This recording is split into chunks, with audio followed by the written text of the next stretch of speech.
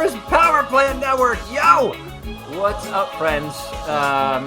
It would be an understatement for me to say I think we're going to have a lot of fun, and I'm really excited. First of all, welcome to Monday night.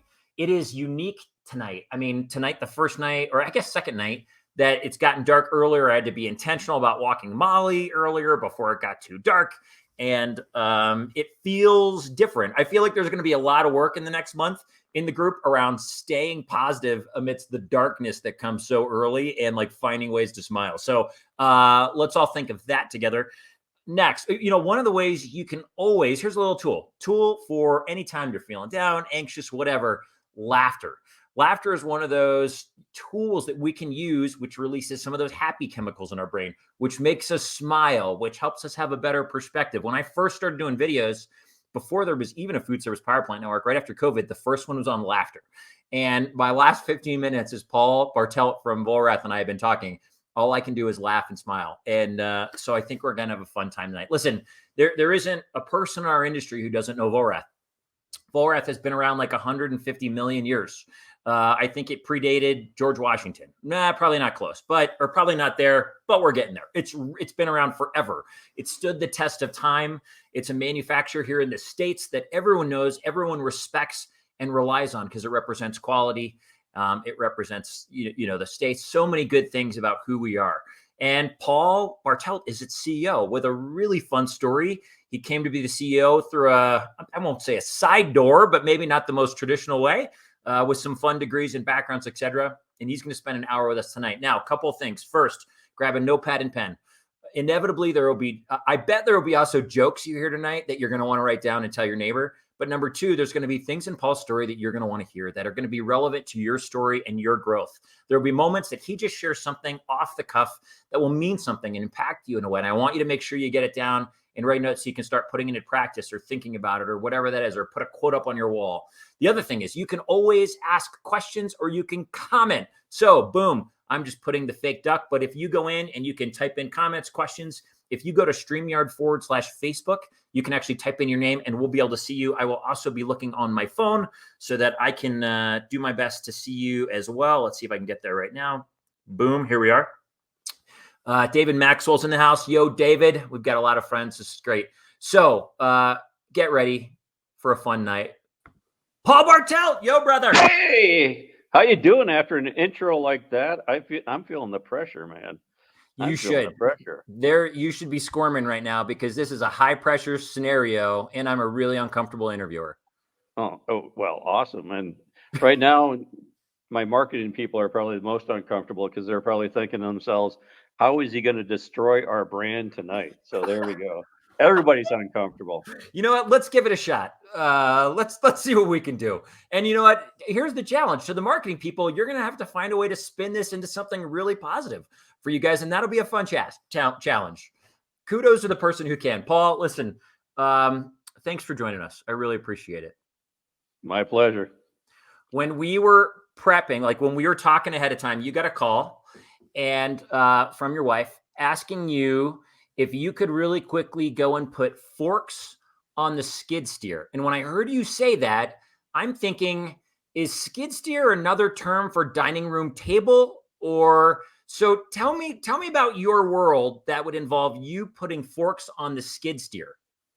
Well, my world is when I'm done being the CEO guy, I'm the farmer guy, right? So we have a 40-acre horse farm.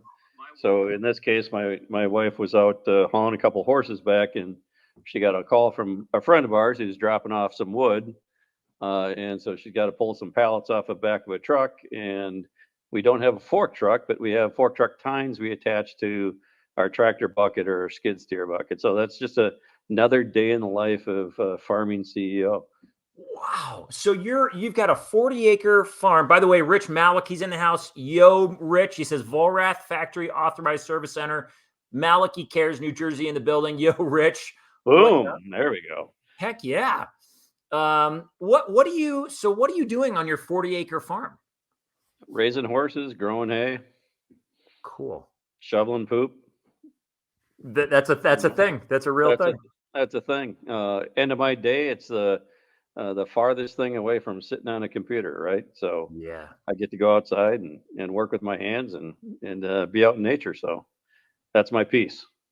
Has that always been? I mean, were you raised that way? Was that something that's been a part of your entire life journey, or something that you found along the way?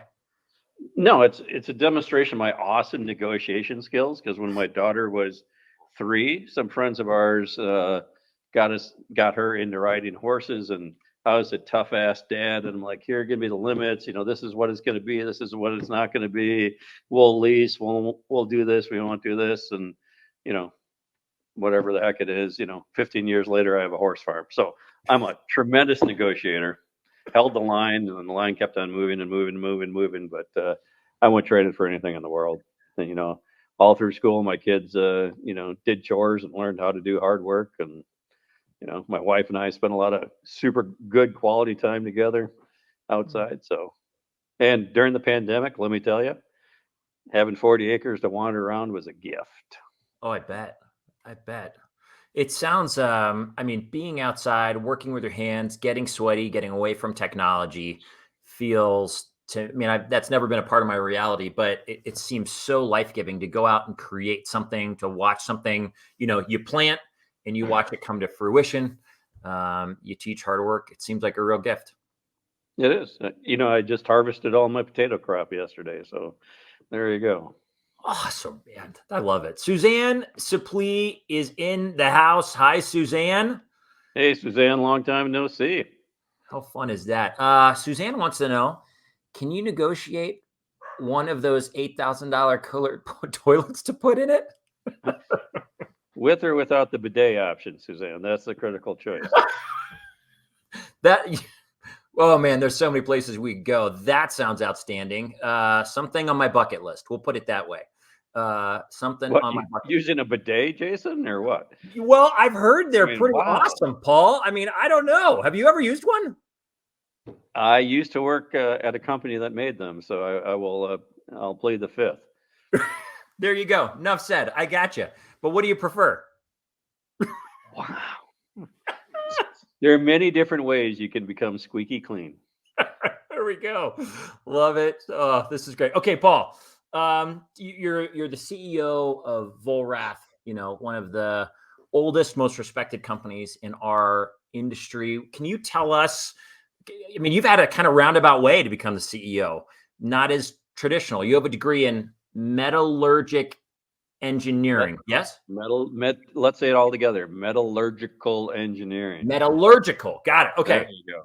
I was trying to think this weekend. I was like, I wonder if anyone's ever challenged Paul to say that word 5 times fast. A couple of times. Sober, not sober, I can do it. So I bet. Tell us about your journey. How did you get to where you are? not a normal path. Let's see, give you the medium story. So a couple of degrees in engineering, thought I was going to go be a university professor kind of dude. Ran some research consortiums for the university. Met my wife, she's an electrical engineer, so we were all into the engineering thing. Decided that the university world wasn't for me. Ended up going to work for John Deere at their technical center, hitting all the high spots of Iowa and Illinois.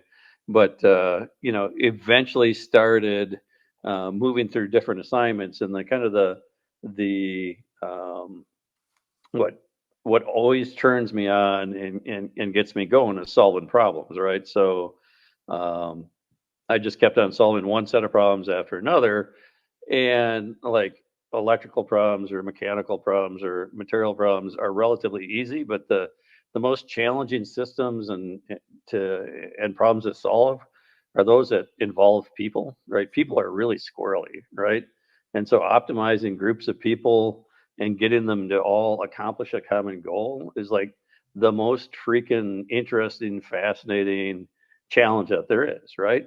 Yeah. And so kind of my career bent in that direction,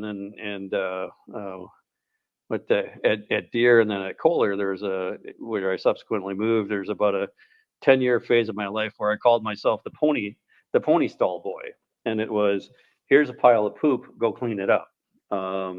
So I just kept on going after more and more challenging assignments because I was like, well, that's interesting. I wonder how you'd fix that. And eventually, I ended up president of a division that made engines and then global responsibility and all that other stuff. And then I had an opportunity to go to Vollrath, which was the right time for me because I had a 9-year-old and a 7-year-old, and literally at the time I was flying around the world every 2 weeks. We were opening up a joint venture in China and one in India.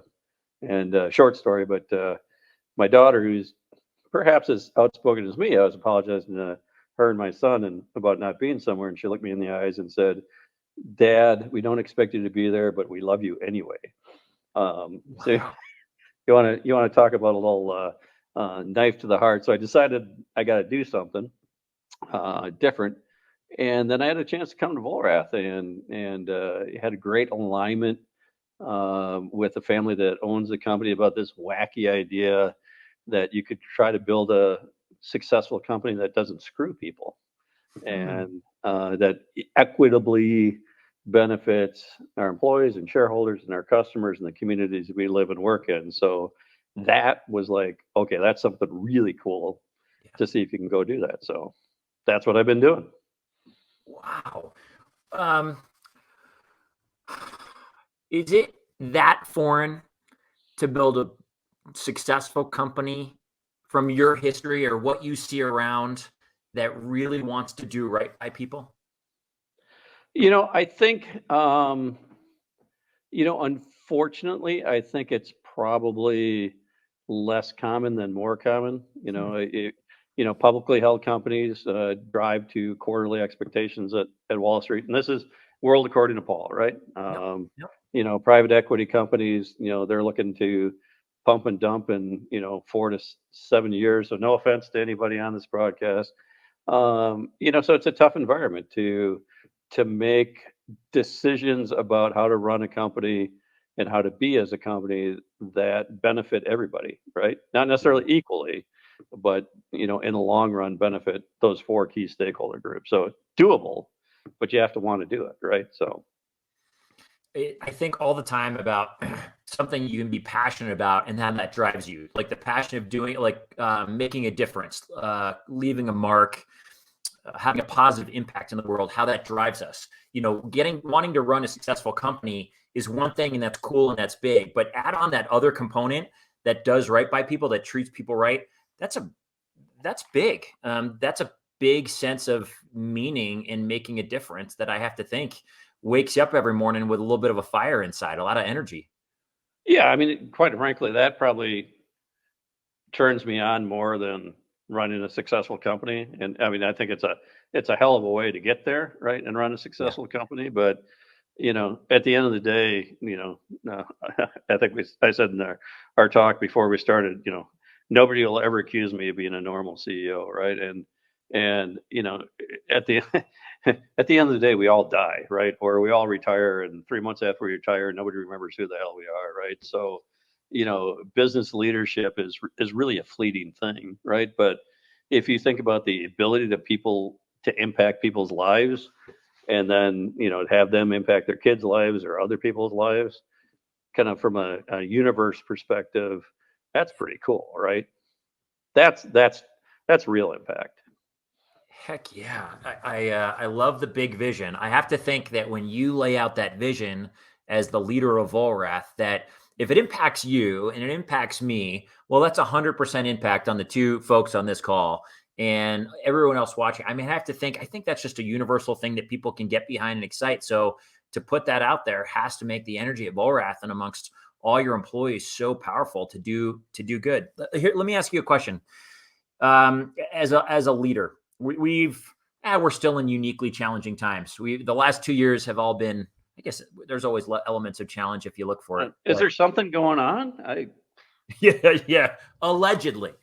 I'm not sure I'm buying it, but you said you're maybe an atypical CEO in some ways, maybe because of that piece, because that human element and that bigger impact maybe means more than just the business in and of itself. But talk about in times of challenge, when there's uncertainty, when there's levels of chaos, which in employees and teammates or in ourselves can create fears or anxieties or whatever.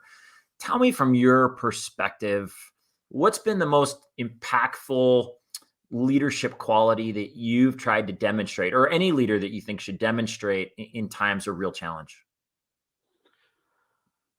Wow, that's a good question, which I've learned how to say when I'm thinking of a decent answer. No, I think, and it's not so much my comment, I guess, will not be so much about me, but I think um, easy to be a leader when things are good, or be a supposed leader when things are good.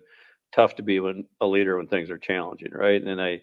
But you can't become a good leader when the what's hitting the fan. You have to have been a good leader before, Hmm. because I think it's the equity you build up with the people you're leading that allows you to be a good leader on the downturn. So if people think that you're honest and you're ethical and you have their best interests in their heart, and that you're doing the best you can to balance the needs of the company with the employees, and you're a straight shooter, and what you say actually happens, all those things that one of my lines is you can't there's no leadership without followership, right? Yeah. You can manage people, right? But if you don't have followers, you can't be a leader. So I think all those things that make a good leader, you can draw on those. There's an analogy of the bucket and the ladle, and we all either ladle in each other's buckets or take out. And so if you enter in a downturn with you've filled everybody's buckets up over the last X number of years, there's a lot you could draw from in tough times. Whereas if you haven't filled people's buckets up, there's nothing to draw from, right? So I think that's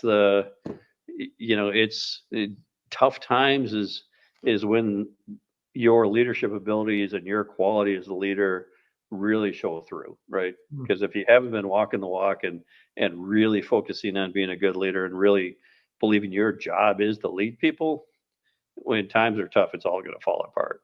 Yeah. So I think that's a great answer. I used to be a history teacher, and I remember when I was kind of starting out that I don't know who gave me this advice, but they said your job at the beginning of your teaching, like when the year just starts, is to invest. Is like every person, every kid has an emotional bank account, and your job is to invest as much in those bank accounts, make as many deposits as you can, so that at times when you need to make those withdrawals, that they know that you're willing to invest, and it goes both ways. I love that analogy.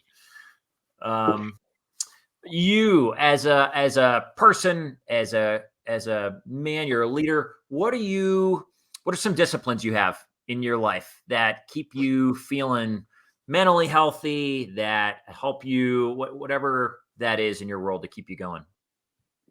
probably four things off the top of my head. Three of them are in a group, and then one additional one. I always find myself, whenever I'm feeling not on my game, I always reboot to sleep, diet, and exercise, right? Because over the years, I found if I'm not getting enough sleep, if I'm not watching the quality of food I eat and the amount I eat, and I'm not exercising, I just spiral, continue to spiral down, right? And Yep. you know, then I'll, it kind of feeds on itself. So I won't say constantly, but probably once or twice a year, I have to find myself kind of rebooting to, okay, am I going to bed? Really sexy stuff, right? Am I going to bed on time? Can I discipline myself to go run in the morning? Am I eating my 6 to 8 servings of fruits and veggies a day? I mean, it really sounds ridiculous, but that's a super important physical foundation that if you don't have that kind of laid out, all the other stuff is pretty hard. Yep. And then my other structure, I think I might have shared this at FIDA, but 20, I'm getting old, probably 25 years ago, I actually penned a personal mission statement. And so it's a good engineering mission statement, right? Which means it's not flowery. It's got a whole bunch of bullet points to it. But I start every day off looking at it. and Wow. asking myself, did I live that yesterday, and how am I going to live it today? Holy cow. And for the visual, here's the original piece of paper from 25 years ago. Now it's in a computer file, right? But it doesn't have the same cachet as a beat up piece of paper. That's really awesome that standard you created when you defined here's what matters, that you still live by that every single day. Or it just means I'm not creative enough to change. So one of the two. You can create whatever story you want to tell yourself out of it. But I'm going to stick with that's really impressive that 25 years ago you took the time to think about here's what matters and living this way. If I can compare myself to this every day, know if I'm on course or on course, when I need to adjust and get back on course or whether I'm right on. There you go. It's been, on course. It's kind of my true north, if you will. So I use it to kind of say, am I sailing in the right direction? I stinking love that. You've got, one of my, there's so much that you that you do, that you lead. You're the CEO of Vollrath. You've got a farm where you're growing potatoes and hay and taking care of horses. You just gave a TED talk. Let's talk about the TED talk real quick, because when I met you, by the way, I'm just going to give you my first impression of you. We met. Short, bald, good looking. It was. It No, was. It was wonderful. Here's how I remember it. We met at SIFA at the dinner. We sat at the same table. I was, like so knee deep in my notes because I was going to give this talk, which I had never done, and I was like ready to vomit any moment. And I remember probably saying hi to everybody. You were Paul. I didn't know you from anyone else other than, okay, hey, Paul is sitting at the table with me. Great. And then I challenged everybody to be authentic with something, to say, here's something I'm learning. Here's something that, whatever I'm going through. And you won maybe the first award. And, you're going up. I'm like, oh, he's with Vollrath. He's maybe a big deal kind of here. You get up there and you accept this award and you followed the lead and you said, you know what? Something I'm realizing maybe I need to work on is a lot of the things I learned about, or I was really grounded in COVID, reminded of what really matters. That maybe as we're getting back into the busyness of things and what we're used to, maybe I've forgotten some of those. And it was this moment of just real authenticity that, that set the tone for the whole night, Paul. And it opened a door, because I can ask people to do something. And very often, in my home, this is the case all the time. Hey, clean your clothes, do the laundry, put your dishes away. Yeah, good luck there. But you followed, opened the door, and a lot of other people came out with really authentic moments.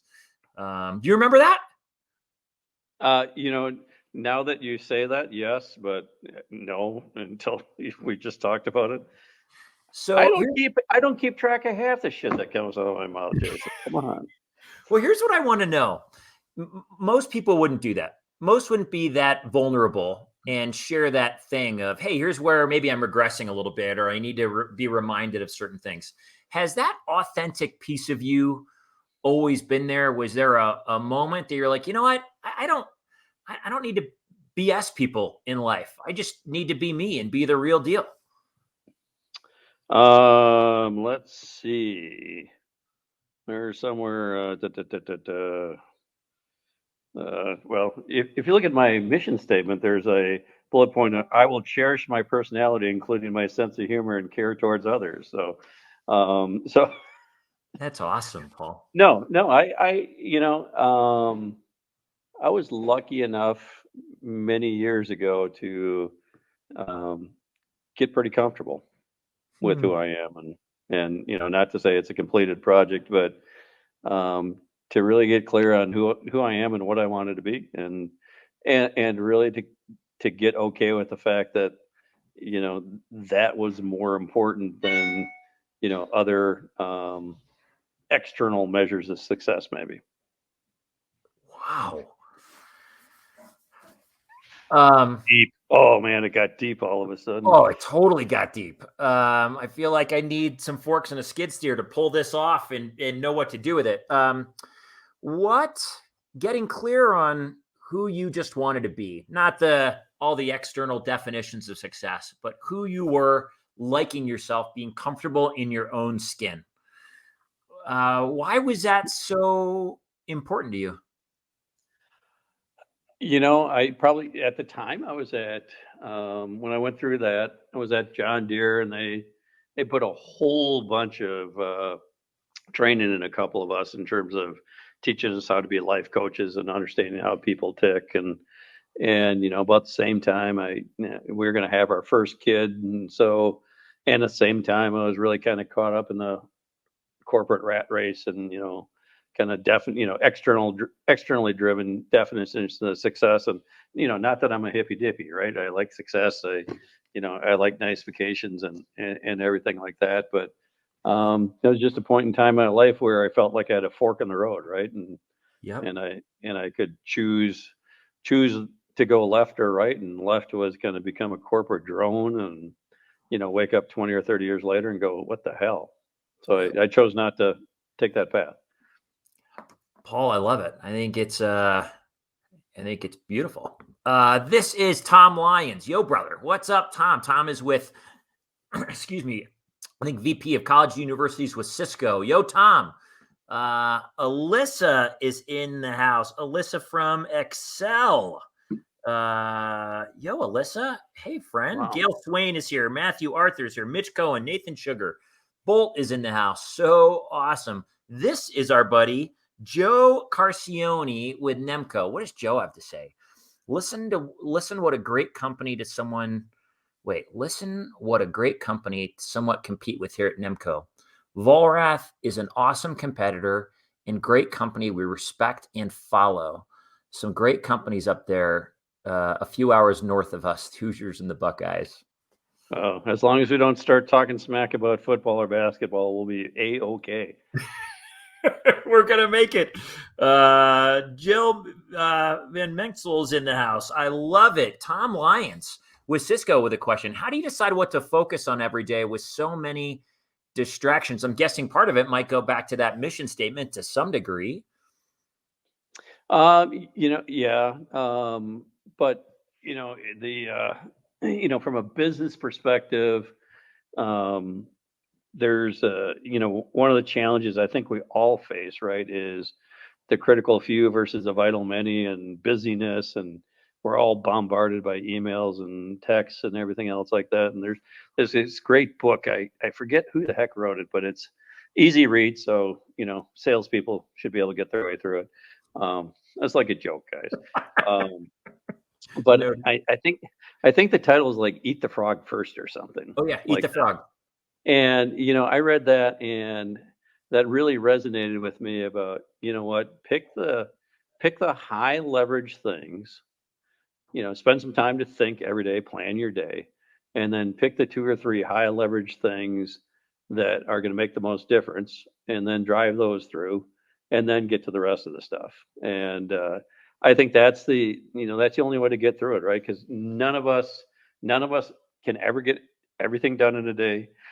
There's always a huge pile of work at the end of the day, huge email queue, and not to get distracted by the kind of the BS of, oh, I want an empty email queue, or get distracted by the urgent versus the critical. So to me, it's in taking the time to plan, be deliberate, be planful, and go after the high leverage things every day, and force yourself to pick the two or three. Yeah, love it. It is a choice. You do have to force, because you could get lost in everything. Suzanne, Paul was always great around customers, consultants, because he wasn't a corporate puke. If Thank you, ever Suzanne. there were a compliment, I love it. There we go. That's so great. Suzanne, you make me smile. Holy cow. Um, Yeah, Suzanne made me smile, and she made me cry. So it was the whole emotional gamut sometimes. how I did love you, Suzanne? Suzanne. Got it. Okay. When did she make you cry? Oh, oh, she was a woman of high standards Love it. and high expectations. So, and she wasn't afraid of sharing those high expectations. So no, Way to go, it was Suzanne. it was an awesome time working with her. Absolutely zero regrets that she and I worked together. I love it. Suzanne, keep the standards high. Okay, so you just gave a TED talk. I Yep. don't know how you have energy for all of it, but it was on the virtuous cycle, right? Yeah. Talk about the virtuous cycle. Well, that was a title I got stuck with, but no, it was no, it was really the talk was really, first of all, a cool experience because I don't have any trouble talking, but the TED Talk format's super challenging because you got to be super crisp on delivering your message. So it was a fascinating skill set to learn, but it was really centered around this concept of personal innovation and the virtuous cycle or cycle we go through, which is super natural for children, right? You think about it, kids are constantly innovating themselves to the point where they drive us nuts, right? I want to learn how to do the violin, I want to do this, I want to do that, and they're just spinning through, picking a target, trying it, succeeding or failing, learning from that, and they just go around that circle, right? And then as we all get in, start growing up, these external pressures start hitting us. Some of them are biological because our brains tend to reward success, right, with good chemicals and failure with bad chemicals, which is probably a great survival mechanism in the saber-toothed tiger days, right? But not so good on innovation, personal innovation, and then society starts grinding it down, GPAs, and if I fail on this job assignment, I won't get a promotion or whatever.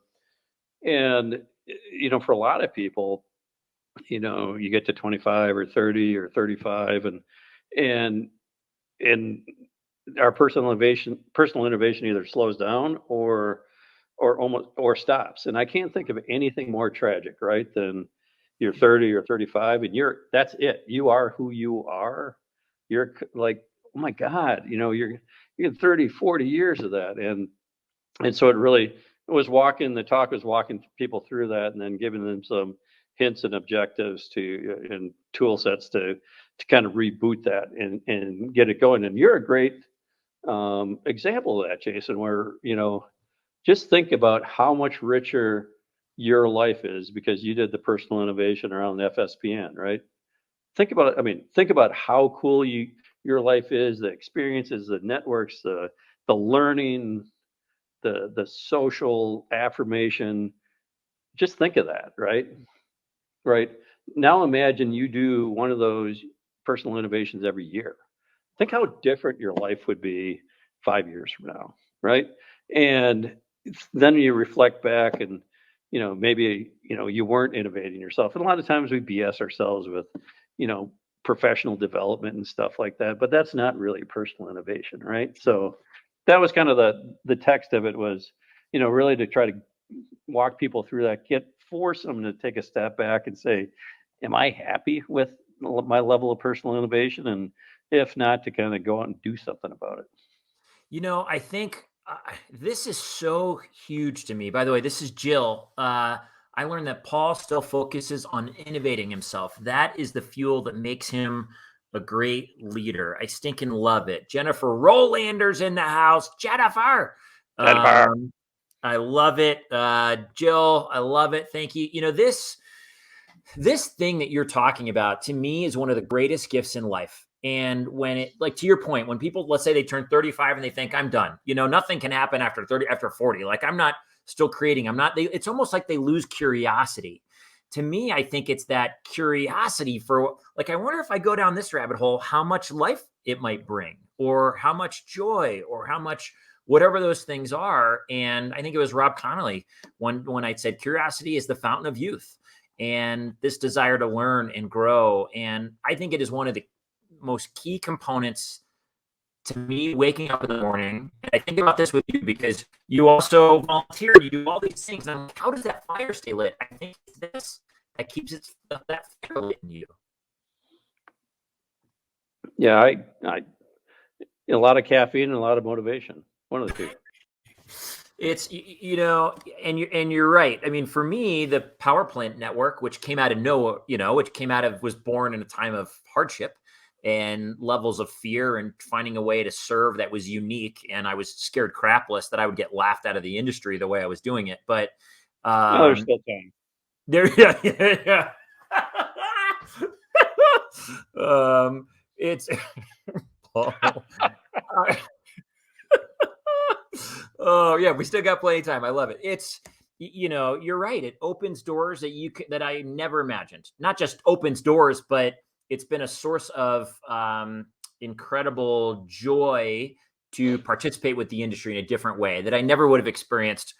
Offering extra fives and talking about product. So Why is it always an extra 5, right? Why not an extra 3, an extra 7? Why is this industry an extra 5? Come on, we can be I more don't creative know. than that. When I was with my old company, Just Peak, and I got my partner Bobby Moshe, the first thing, like, we get together in the office, he goes, "Listen, for what it's worth, I don't do fives. I'll do fours, I'll do sixes, never fives."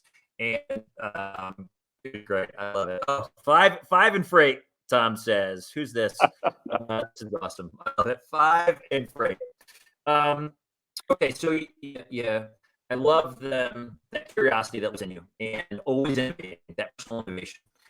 Talk about you also obviously care about contributing to the world in a positive way, lifting it up, leaving it better. You served for at least a decade on the Wisconsin Boys and Girls Club, correct? Yep. You were just inducted into their Hall of Fame. Talk to me. I guess maybe you could speak a little bit about the Boys and Girls Club, because I don't know a ton about it, but also I'd love to know why service, the way that level of service means something to you. Well, like a lot of things in life, right? It goes back to how you're raised, and I was raised in by parents who used to always talk about time, talent, and treasure, right? And you give back to your community and time, talent, and treasure, right? So, obviously, it's easy to donate money, and we're all given talents, right? And you use those talents and put time into the community, and for me. Um, High leverage, right? That theme again. I've always had probably for 20 or 30 years. Um, the high leverage is education to me and kids, right? So if you think about if you can alter the course of a kid, right, early on in their life, that leverage when they're 20 or 30 or 40 or 50 is huge, right? Yeah. Change that slope, change that trajectory of their life. So I've always been, kind of focused on, early childhood education, providing, Boys and Girls Club, providing, safe spaces and after school education for, kids that are coming from fractured families, you know, coaching youth activities. One of my gigs now is kind of in the good food, organic world of providing kids nutritional education in the schools where they don't really understand what good food is, what healthy eating is. So putting together a nonprofit to kind of drive that out into the school systems and provide that education. So for me, it's always about kind of that leverage, and that it's kids and education, right? And you may be noticing a common theme in my life about how do I use my gifts to impact the lives of others and kind of change their trajectories and make a difference. Paul, I think it's amazing the ways that you serve and you make a difference. It could be really easy to do what you do, run an impressive company, and call it a day, because that takes a lot of energy. But you continue to find other ways to serve, to give, to contribute, to grow, and I think it's an unbelievable example for anyone watching. Who's this? This is Gail Swain. Gail from Canberra. Hey, Hi, Gail. Gail. The Boys and Girls Club was a godsend for this single mom when my girls were in grade school. It saved us. Wow. Bingo. Making a difference. That's cool. Right? I think all the time about that. I don't know if it's the starfish story. Like, there's people that don't go out and give or care or listen or serve because they're like, oh, what could I do? What impact could I have? And Gail, right there, boom, for that mom and her kids, her girls, it made a difference. The guy that is throwing one starfish back at a time, and someone says you can never throw them all back. Nope, but it made a difference for that one. And Gail, I love that it was you. So not the starfish story where you pull the legs off one at a time. No, I don't think it was that. So that's the other one. That's a different one. Different one. Yeah, there's all these starfish on the beach, and this guy goes out and he starts grabbing starfish, and they're all washed up on shore. And he starts throwing them back, and someone's like, "Man, there's like thousands here. Why are you even trying this? It's not going to make a difference." And for everyone who threw it back, he said, "You know what? It made a difference for that one." And ultimately, it's about individuals making a difference in one family's life, and that is huge for Gail and her daughters. I love this. Bravo, Jennifer. So important to give back. This is so fun, Paul. Okay, you seem like someone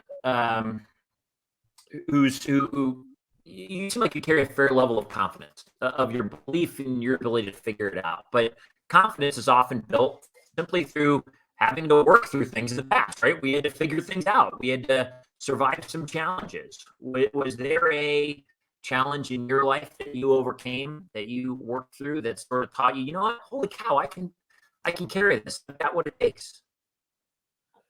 Well, I either fake it really well, or I was able to find a fantastic woman to marry despite being short and bald, right? So that was a challenge in my life. But no, um, no, that's a great question. I think there was really never any tremendous like formative. Had a hike through the woods in bare feet and through a blizzard or some challenge. But I think I one of the advantages of being willing to take risks is you get really maybe not comfortable with failure, but you understand that failure um, doesn't define you or isn't the end of the world, right? So, and in fact, can kind of propel you forward. So, I was fortunate, probably in early enough in my life cycle to experience and try enough things and suck at enough things and not not be successful and kind of pick myself and dig move forward to understand the world doesn't end if you fail on something or if you don't uh, hit the marks that as high as you should have. So I think I think that's part of it, becoming comfortable with failure. And then I think from a business perspective, you know we really all owe. Sometimes it's fast. I mean, I always joke about not remembering what the heck I say, and sometimes it freaks me out because what we say impacts people's lives so much. Yeah. But I had a guy working for me, probably 25 years ago, ex-military guy, and I was just jumping on his shit someday over a production issue, and he looked at me straight in the eyes and he said, in all respect, Paul, he said, "Have you ever had to order people to their death?" He was an ex-military guy, and I said, "No," and he goes, "Well, I have." And he said, "So excuse me if I don't take what we're talking about with the same level of gravity that you do." And at first I was really kind of pissed off. But then I kind of chewed on it for a couple of seconds and I went, holy shit, the dude's right. And, that's one of the things that has stuck with me on kind of the business side of, you know what? I mean, at the end of the day, it's just business. It's, nobody's going to die. So maybe that's not confidence, but maybe it's just less of a fear of failing, right? And you take the fear away, and takes a lot of stress out and allows you to kind of chill out about a lot of stuff and just move forward. So it's probably not like a dramatic revelation, but at least that's the way I think I tick. Paul, I love it. And I think I mean, I think that fear of failure is what prevents a ton of people from that virtuous cycle that you talk about, that, innovating in our 30s and our 40s, always coming up with something new or trying something new because people are so afraid of this idea of failure. One of my favorite quotes was Edison, when talking about the electric light bulb, he said, I never failed. I just found 10,000 ways that didn't work.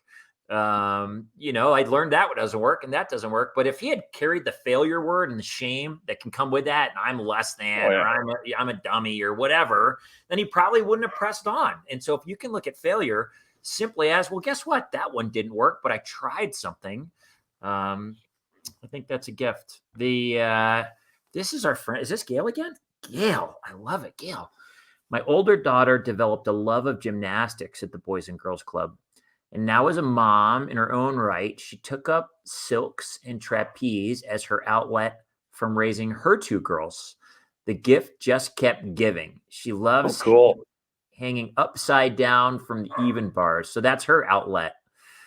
So great. Man, it's got to be fun to know the ways in which the organizations we serve and the ways you serve really impact. It's these stories that make all the difference.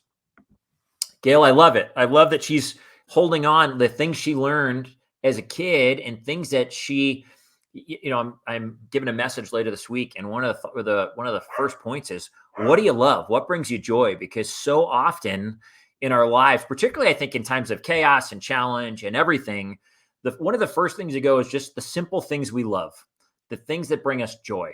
And it's going back and realizing, what did I love as a kid, maybe even, or what makes me smile, and making sure we incorporate that into today to keep feeling that sense of aliveness. You keep preaching, brother. There you go. Well, I think it's something that you're doing. I think, Oh, you look at you. Yeah, I'm with you. I'm with you on this yeah, one. we're on the same page, Paul. I can't Absolutely. wait to pull potatoes out of the ground with you someday, man. I can't wait. Um, this is so great. Okay, so let's talk passion. Let's talk joy. Tell me how many kids you have. Two. You, Daughter who's 22 and a son who's 20. okay, daughter and a son. Awesome.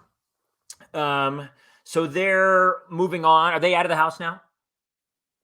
Thank God. I mean, yes, they are. Okay, so there, thank God, No, there we go.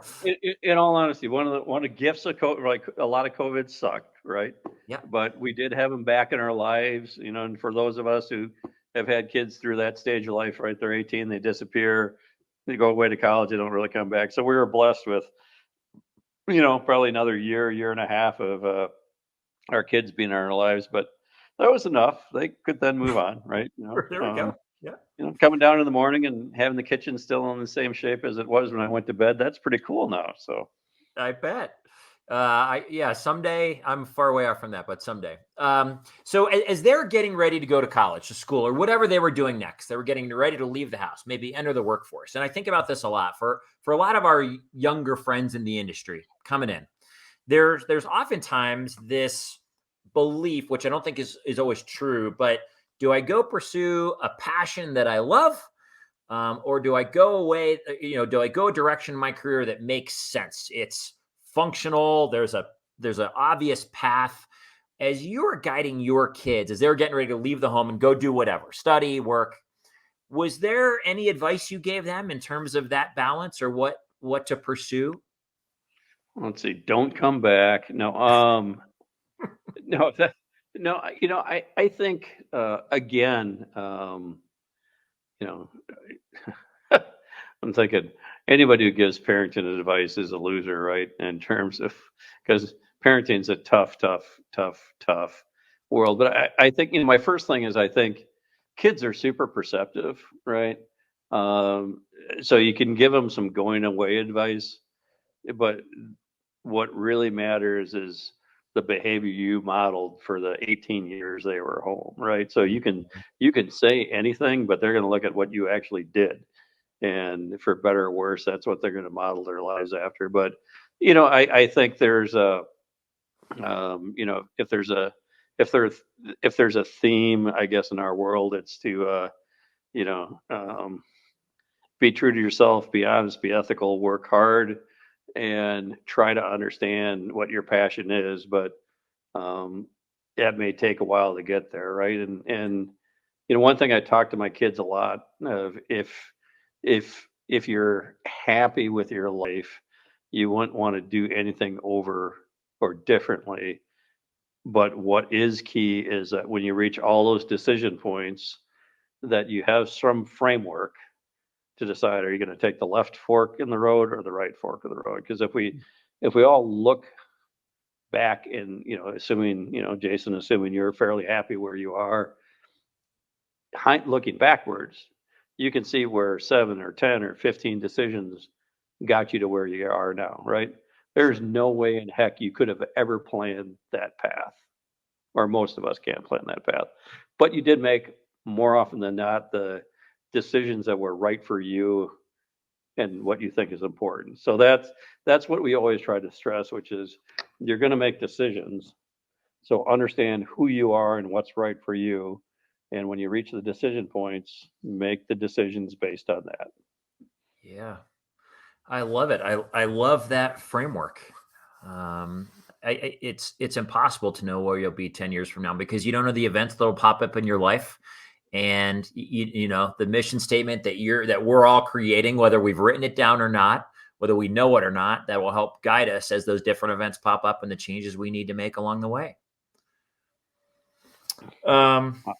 This got serious all of a sudden. Wow, geez. All right, let's lighten it up, Paul. Let's lighten it up. Okay. Do you cook? Yes. Okay, so you're planning your Sunday. You're going to go harvest the hay. You're going to ride the horse. You're going to pull the potatoes, and you're going to figure out what's for dinner on a nice fall afternoon where it's getting darker now than we're used to. What are you making? What's like your comfort fall afternoon Sunday food? Fall and winter, absolutely my favorite seasons to cook in. I love like hearty soups, hearty stews, that take a while to prep and then a while to cook down. So, you're watching the football game or, hanging on the couch reading a book and they're kind of cooking down and filling the house with great smells as the afternoon goes on. And, that combined with a good loaf of freshly made bread. Good stuff. Good Love it. stuff. Solid answer. 3 things that are on Paul's bucket list that you haven't done that you're still like, oh man, I can't wait. Someday I'm going to do this. Hike the Appalachian Trail north to south. Climb Mount Kilimanjaro and do the Great Loop route in a boat from which is through the Great Lakes down the eastern seaboard, back up through the Gulf of Mexico, back up through Mississippi. Whoa! I didn't know that was even a thing. That is a thing. Old retired people do it all the time, and I want to be an old retired person someday. I bet you'll be great at it. Do you boat? Yes, I have a bad boating habit. So is it a sailboat? Like I said, I have a bad boating habit. No, no, my wife and I still race a 19-foot sailboat. We've done that. We've sailed competitively together for, I don't know, 30 years. And then we had a family cruising boat that we cruised. The kids grew up on in the summers, and what else? Then I help run a offshore sailing racing kids program with disadvantaged youth that we get them out there and teach them independence and skill sets out in the Great Lakes. So yeah, I got a bad sailing habit. It's pretty rad. These themes of contribution and your joy run throughout, and I don't know. I love the way I love the way you're doing life. It's a great model. It's the way you describe where you're at. I'm probably, I don't know how old you are, but I'm probably 10 years behind you based on my kid's age, somewhere about that. And so I hope that all the curiosities and the ways you continue to invest in your own journey and your own joy and of those around you, I hope I follow in those footsteps because they're really fun. I love it. Brings me life. in when that day comes that you're boating up out of the lakes and down the Atlantic and back up the Mississippi, and you're out of food service, you're not worrying about pots and pans or equipment or any of that stuff anymore. What do you hope the industry looks back at your journey and says? Do you ever think about legacy or what you hope they say? I think my honest question or honest answer to that, which is kind of no BS, is I hope they don't say much about me. Hmm. I would hope that maybe my impact on Vollrath and Vollrath continues to be a great company with a great culture, but um, business leadership, fame, that kind of stuff is fleeting, right? So Mhm. I would, I would be. It sounds weird, but I'd be disappointed if people referred to me as having some legacy. To me, success would be that what I've worked on and the people I've worked with and helped develop that would be my legacy. And I'm cool being kind of the quiet Midwestern person that doesn't need a lot of credit for that. So success and legacy would be that I've made a difference, but nobody knows. How's that Mm. for an answer? I think it's beautiful. I love it. And in jest and fun, to me, you'll always be the guy that helped perfect the bidet. Thank you, thank you, Yeah. thank you. Well, someday we can swap stories about how we installed the first toilet with radar in our house. So it's just I, true statement. I don't even know what that means. Like, I can't put those two words together. Toilet and radar make no sense.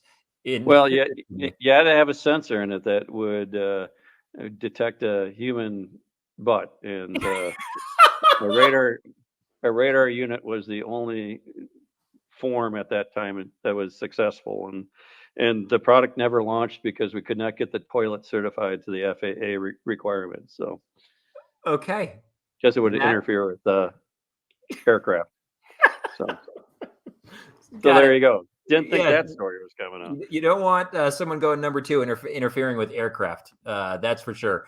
Who's this? This is Chris Filari, Chef Chris with Guggenheimer. Yo, Chef, so glad to be with you, Paul. Listen, real quick.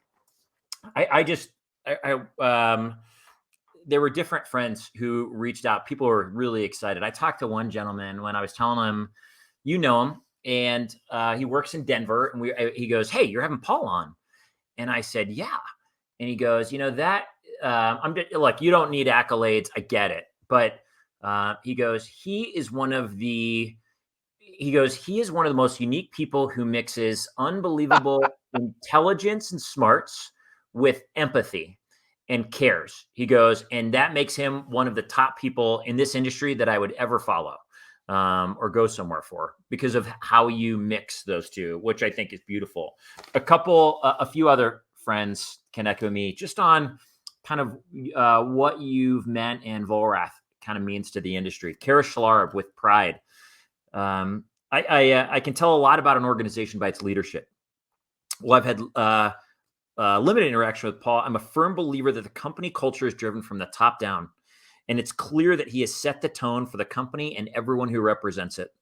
I've always experienced very professional and respectful interactions with everyone at Vollrath. The commitment to high standards, quality of not just products, but the overall experience with their brand is authentic and never wavering.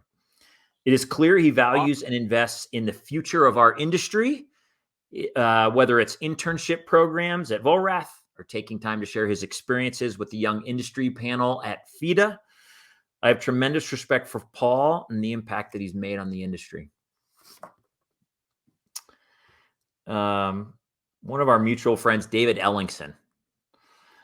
I learned something every time I speak. David kind of reminds me of you. This. Wow. Okay. I say that in a really authentic, meaning David's a really smart guy. Runs a impactful company that leads our industry, and does it with empathy. There is a lot of care, David and Eric, and what they're doing and what they're building, and really funny. Those guys, David and Eric. David said, "I learned something every time I speak with Paul." His intelligence, his background, and his long-term approach to our industry is refreshing in a rapidly changing world. Vollrath has been a longtime industry leader in products, but in addition, Paul is a thought leader for many of us. He shows respect to people inside and outside of his organization, and the food service and equipment supply community is lucky to have Paul a part of it. Paul, Wow. Man, I'm just really grateful for you. I'm grateful for you being you in the funny moments and the joy and the compassion and the thoughtfulness. Thanks for giving us an hour tonight. No, it was my pleasure, and hopefully everybody who joined us, they got a couple of good nuggets, and if people got a takeaway from our conversation, even if it's I don't want to turn out to be a short old bald guy like that, right? It was a successful night, but no, it was awesome. I had a great time. Thank you. Thanks, Paul. This is great. Who's the? Let's see who we got. This is boom, boom, boom. Jeff Yates is in the house. Nothing like a tall glass of juice to start your week off. And Paul, love it. Jeff, what's up, brother? From San Francisco, Jennifer Rolander. Thanks, Jason, making this interview happen. And a big thanks to Paul for taking the time to talk with all of us. Great to see you again. This is our friend. Who's this? Oh, great conversation. Oh, this is Jill from Vollrath. Great conversation. And thanks for the platform. Love it. This is Chris. Chris Gorey from Vollrath. Great talk. Thanks, Jason, Paul, Chris. Love that you're here, my friend. Listen, Food Service Power Plant Network. There were so many moments of insight notes that I've got. I'll show you some of mine. Boom, at the top of my sheet. That's where I take my notes.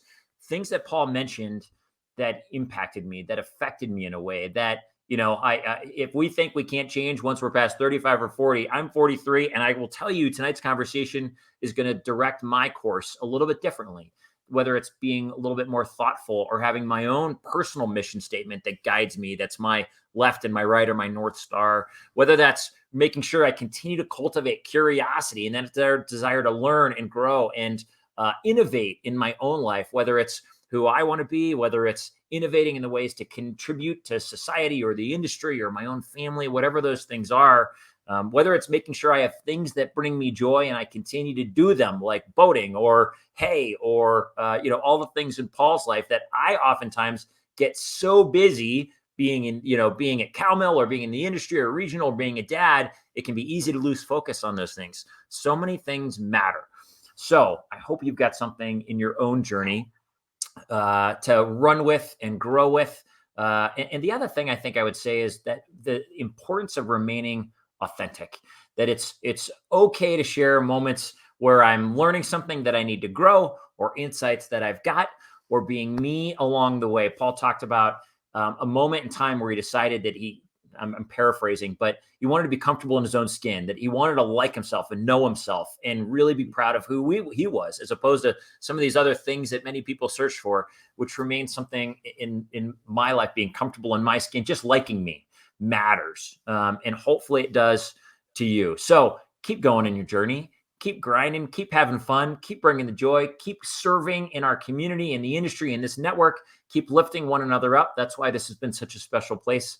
I stinking love this. Who's this? Let's just read a few more. J.R. Weber. J.R., what's up, brother? This is Jeff. Thanks for Jason Paul, your commitment to the industry. Heck, yes. Your friend Suzanne, both of our friends, much appreciated. Great to see you, Paul. Suzanne, you make us smile. Love it. Everyone, Food Service Power Plant Network, have an awesome night. We'll see you soon. Paul, thanks again, brother. Thank you, everybody. Hang out.